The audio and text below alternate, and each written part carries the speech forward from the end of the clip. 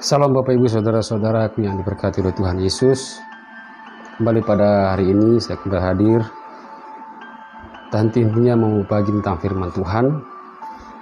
Sebab sebagai orang yang beriman dan percaya kepada Yesus Kristus, tentu hal yang terutama dalam kehidupan kita adalah bagaimana iman kita dan bagaimana supaya kita sungguh-sungguh dan benar mengerti dan memahami tentang ajaran Yesus Kristus yang kita percayai, yang kita imani dalam kehidupan ini.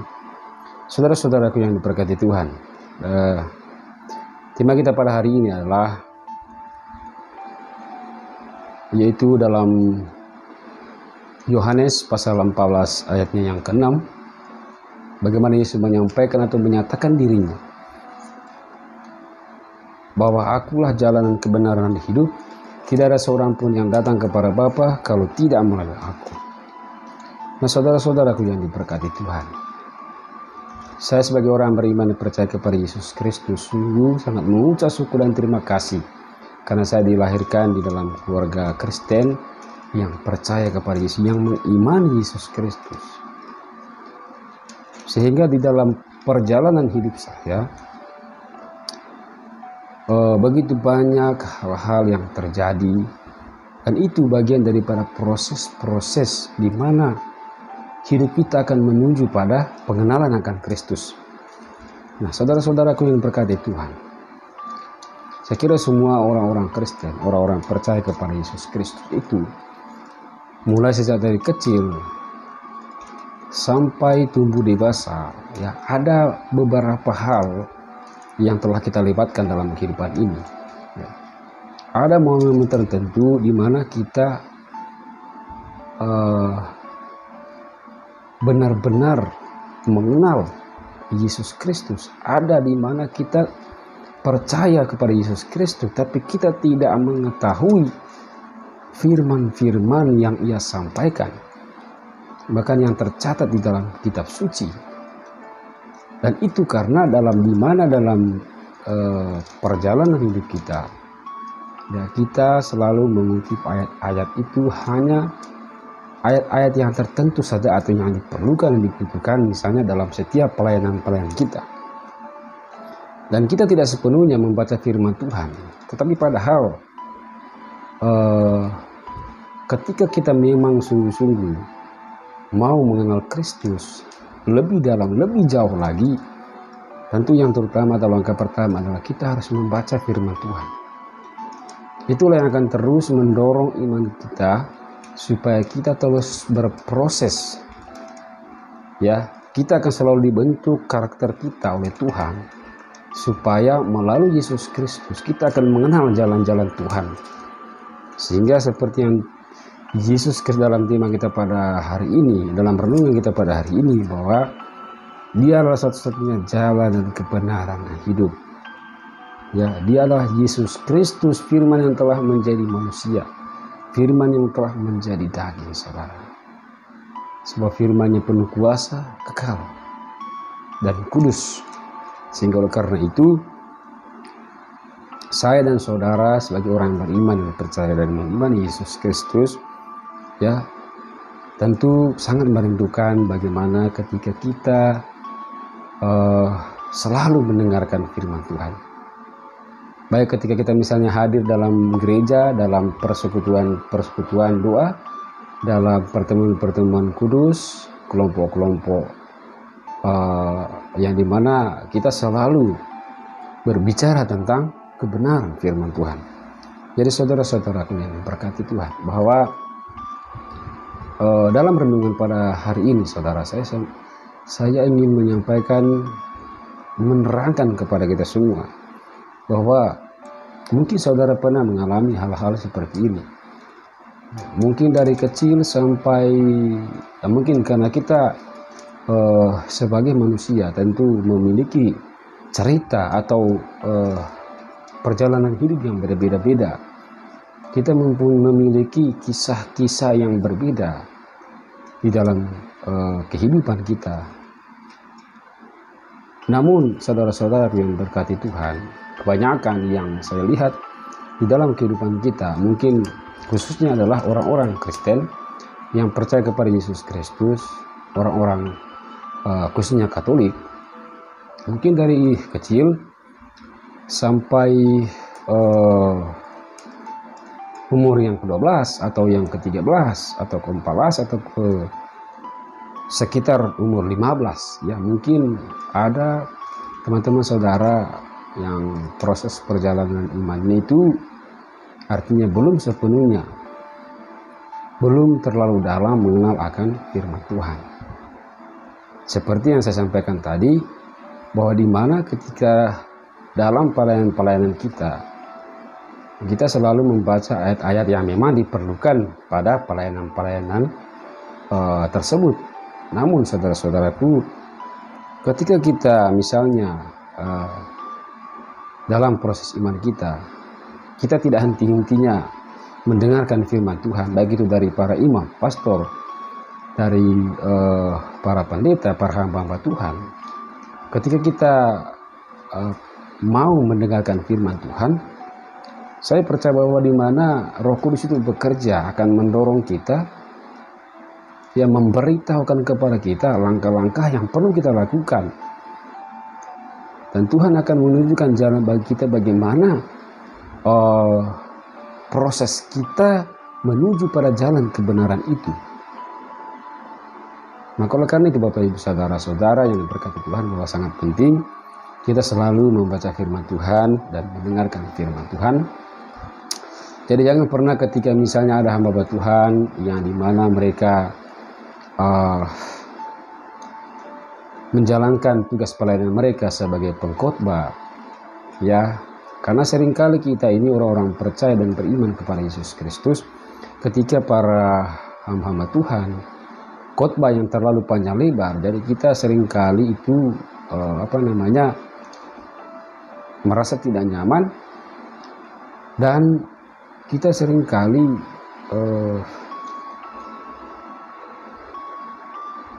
merasa bosan, bahkan ada yang pergi atau yang berdiri dari tempat duduknya ketika pada saat masih dalam khotbah.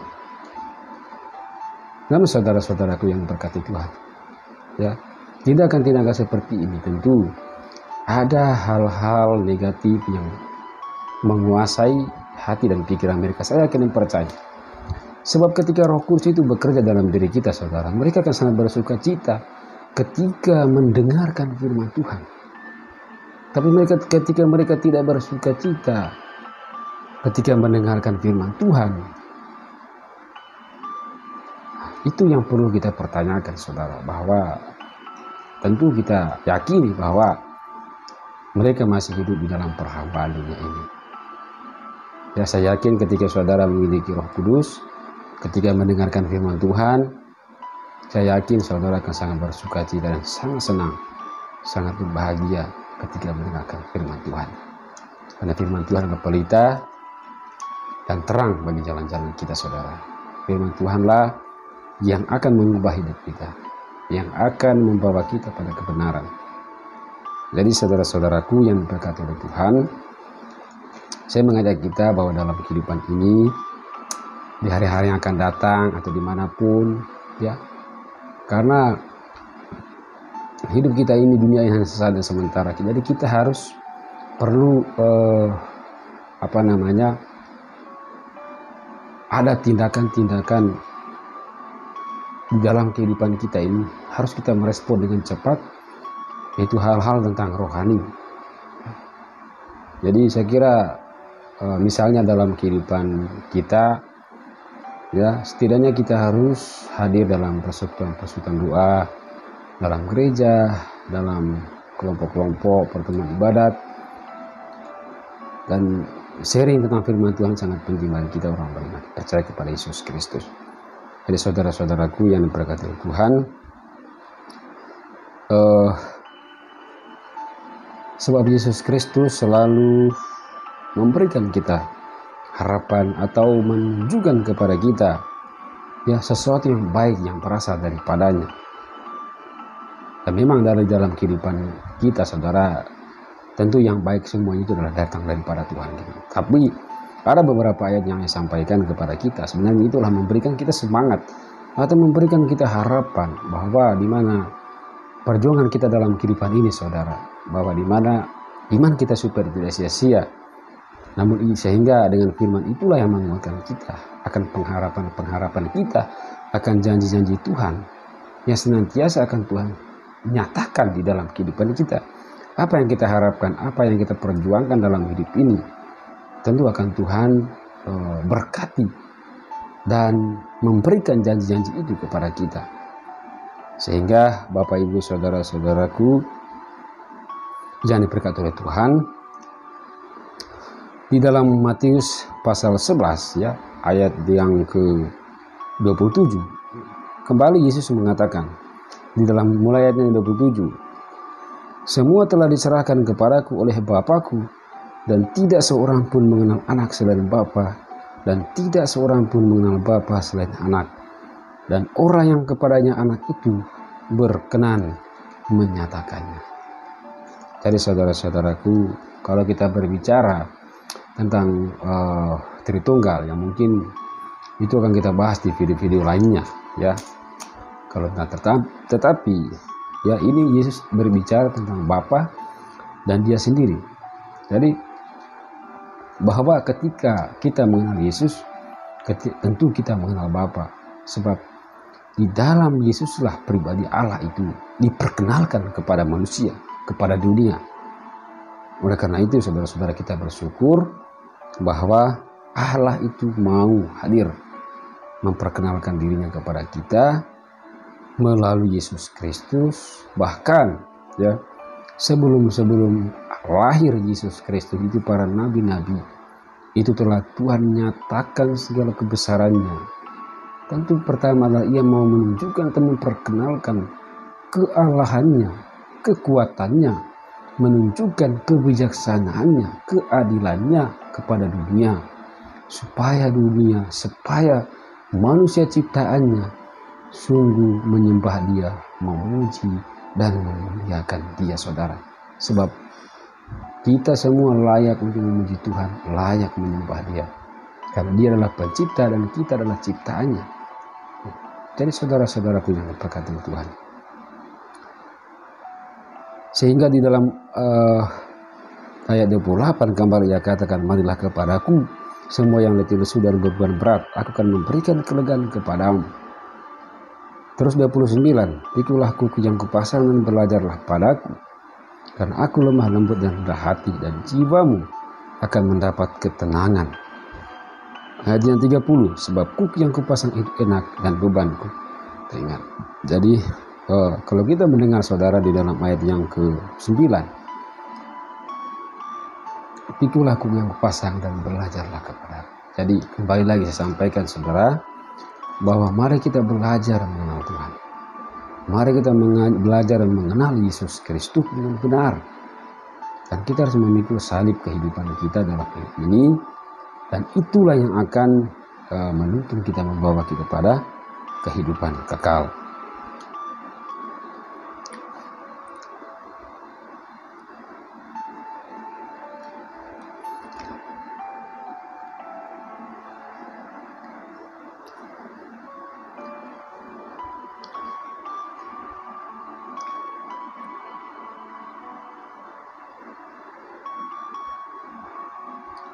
Nah, saudara-saudaraku yang diberkati oleh Tuhan Yesus,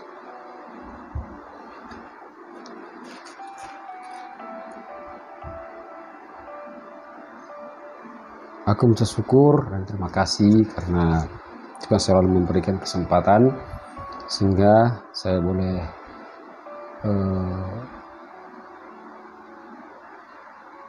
berbahagia untuk sharing tentang firman Tuhan pada kita semuanya. Kembali lagi saya sampaikan saudara, saya tidak mengajari saudara, tetapi saya masih belajar. Tapi ini sebagai hanya mengingatkan kepada kita semua, kepada saudara dan juga saya. Mari kita bersama-sama belajar tentang firman Tuhan dan kita sharing tentang firman Tuhan supaya kita semakin dalam dan sungguh-sungguh mengenal Yesus Kristus dengan benar, dan supaya diri kita pula mau diubahkan oleh Tuhan, pribadi kita, karakter kita mau diubah dan dibentuk, ya, supaya kita sama seperti Kristus. Ya, artinya kita dituntut supaya selalu hidup kudus, kita selalu hidup di dalam kebenaran. Memang saudara, kita manusia, tidak ada yang sempurna, tetapi Tuhan menuntut kita supaya kita hidup menurut kehendak-Nya. Jadi ketika kita mengikuti segala ketetapan Tuhan dalam kehidupan kita, kita selalu takut akan Tuhan dalam hidup kita. Kita selalu percaya akan janji-janji Tuhan melalui Yesus Kristus, yaitu Sang Firman itu.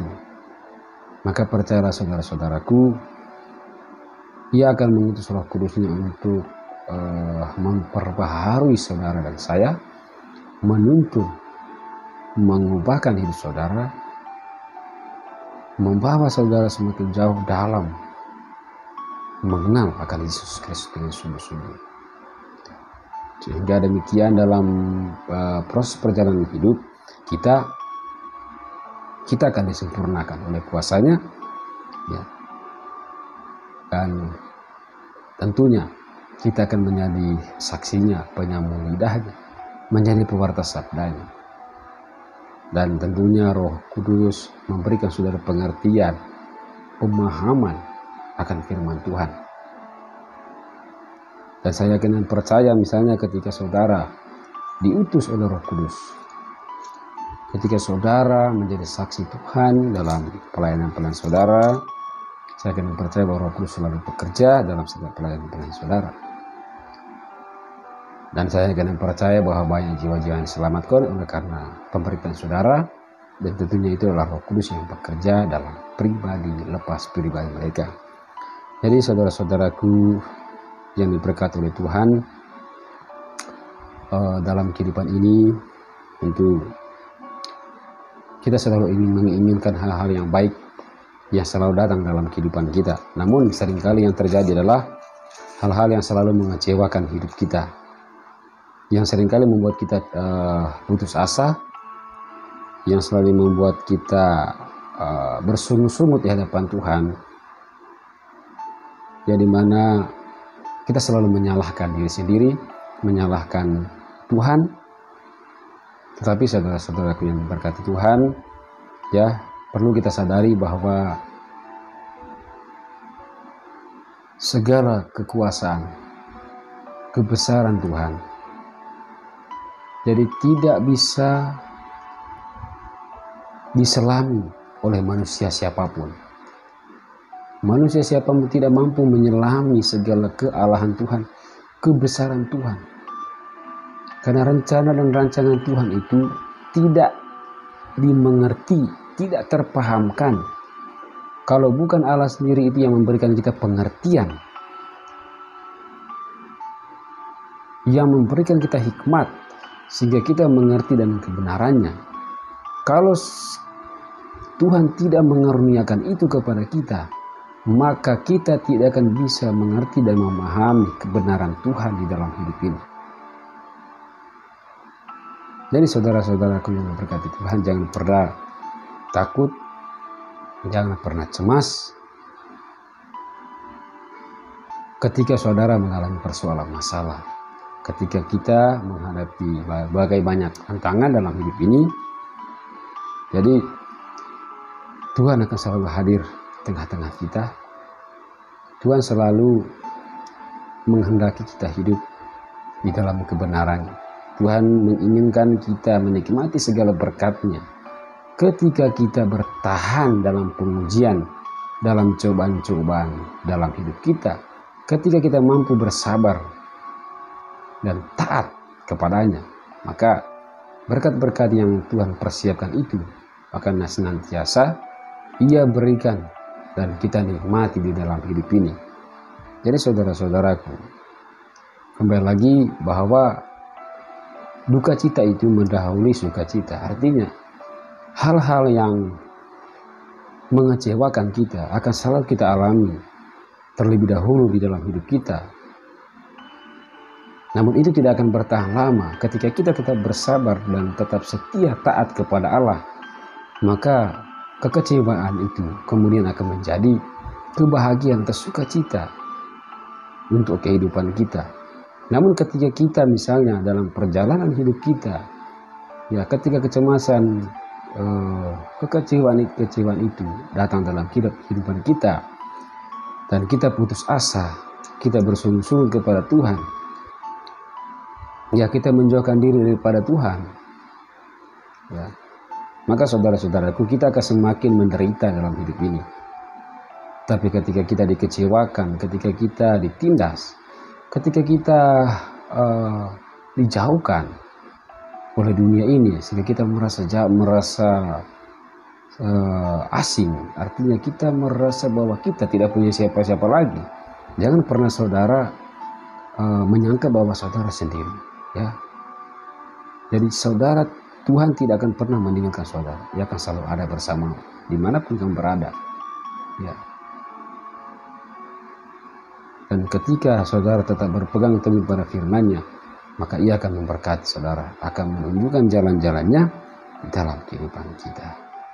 Nah, saudara-saudaraku yang diberkati oleh Tuhan, mungkin ini saja renungan yang saya sampaikan pada malam hari ini. Semua kita, khususnya orang-orang Katolik, ya, jangan kita pernah bosan untuk terus mendengarkan firman Tuhan, untuk terus membaca firman Tuhan, ya, di rumah atau dimanapun, di persekutuan kelompok doa, di gereja kita mendengarkan firman Tuhan daripada hamba Tuhan, para imam, para pastor. Jadi saudara-saudaraku, di sela-sela waktu kita di dalam hidup ini, artinya jangan kita terlalu fokus pada kehidupan kita di dunia ini, tapi mari kita mengimbangi segala kegiatan kita di dunia ini, dalam kehidupan ini. Mari kita mengimbangi, kita bekerja dan berdoa, dan kita selalu mendengarkan firman Tuhan, selalu rindu untuk membaca firman Tuhan, ya, supaya iman saudara itu benar-benar iman yang sejati, artinya iman yang sungguh-sungguh, ya, sehingga saudara kemudian nanti akan benar-benar menjadi hamba-hamba Tuhan, menjadi pewarta Tuhan, menjadi saluran berkat bagi sesama. Saudara-saudaraku yang berkati Tuhan, ini saja renungan firman Tuhan kita pada hari ini. Semoga bisa memberikan dorongan iman saudara, dan semakin mengingatkan saudara akan perjalanan hidup saudara, terutama adalah dalam mengenal Yesus Kristus. Ya, semoga dengan renungan pada hari ini semakin kuat dan semakin meyakinkan saudara dan saya, supaya kita hidup lebih dalam lagi dalam mengenal Yesus Kristus. Salam, Tuhan Yesus memberkati.